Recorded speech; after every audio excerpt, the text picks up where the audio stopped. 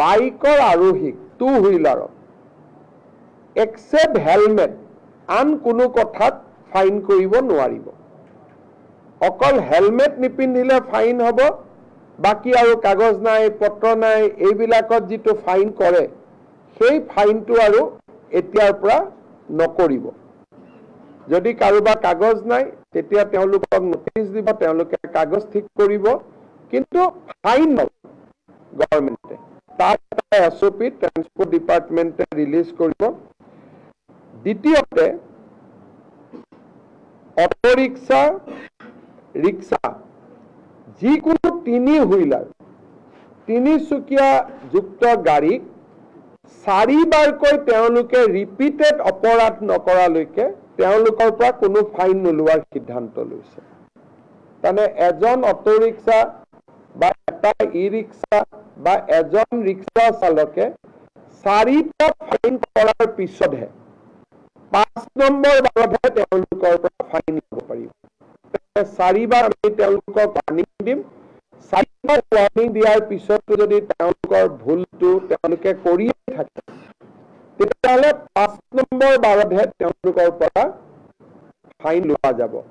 আৰু তেনেকে motor cycle scooter scooty আদিৰ পৰা এটাতে খালি ফাইন লোৱা যাব হেলমেট নিপিন্ধিলে, বাকি আন কথাত আমি তেওঁলোকৰ পৰা ফাইন নলওঁ।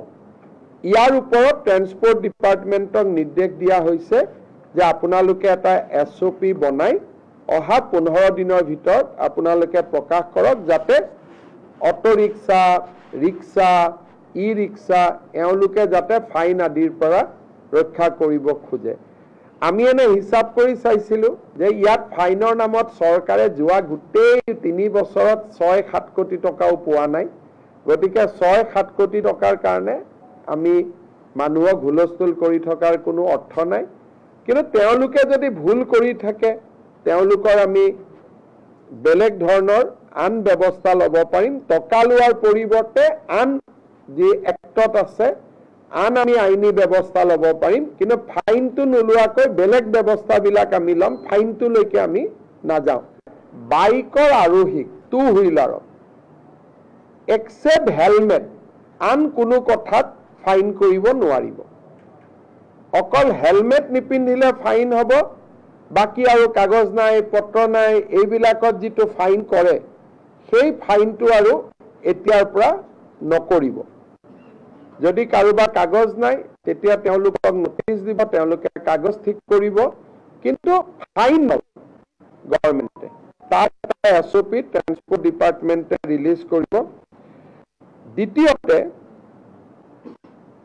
অটো ৰিক্সা ৰিক্সা যিকোনো তিনি হুইলাৰ তিনিচুকীয়া যুক্ত গাড়ীক 4 বাৰকৈ তেওঁলোকে ৰিপিটেড অপৰাধ নকৰালৈকে তেওঁলোকৰ পৰা কোনো ফাইন নোলোৱাৰ সিদ্ধান্ত লৈছে।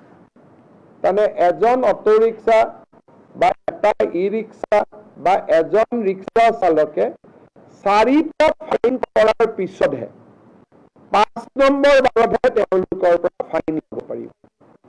4 বাৰ আমি তেওঁলোকক ৱাৰ্ণিং দিম, 4 বাৰ ৱাৰ্ণিং দিয়াৰ পিছতো যদি তেওঁলোকৰ ভুলটো তেওঁলোকে কৰিয়ে থাকে তেতিয়াহ'লে 5 নম্বৰ বাৰতহে তেওঁলোকৰ পৰা ফাইন লোৱা যাব।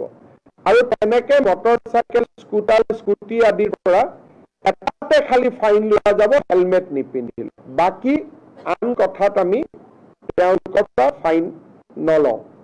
ইয়াৰ ওপৰত ট্ৰান্সপোৰ্ট ডিপাৰ্টমেণ্টক নিৰ্দেশ দিয়া হৈছে যে আপোনালোকে এটা SOP বনাই অহা 15 দিনৰ ভিতৰত আপোনালোকে প্ৰকাশ কৰক, যাতে অটো ৰিক্সা ৰিক্সা ই ৰিক্সা এওঁলোকে যাতে ফাইন আদিৰ পৰা ৰক্ষা কৰিব খোজে। আমি এনে হিচাপ কৰি চাইছিলোঁ যে ইয়াত ফাইনৰ নামত চৰকাৰে যোৱা গোটেই 3 বছৰত 6-7 কোটি টকাও পোৱা নাই। গতিকে 6-7 কোটি টকাৰ কাৰণে আমি মানুহক হুলস্থুল কৰি থকাৰ কোনো অৰ্থ নাই। কিন্তু তেওঁলোকে যদি ভুল কৰি থাকে তেওঁলোকৰ আমি বেলেগ ধৰণৰ আন ব্যৱস্থা ল'ব পাৰিম। টকা লোৱাৰ পৰিৱৰ্তে আন যি এক্টত আছে আন আমি আইনী ব্যৱস্থা ল'ব পাৰিম, কিন্তু ফাইনটো নোলোৱাকৈ বেলেগ ব্যৱস্থাবিলাক আমি ল'ম, ফাইনটোলৈকে আমি নাযাওঁ।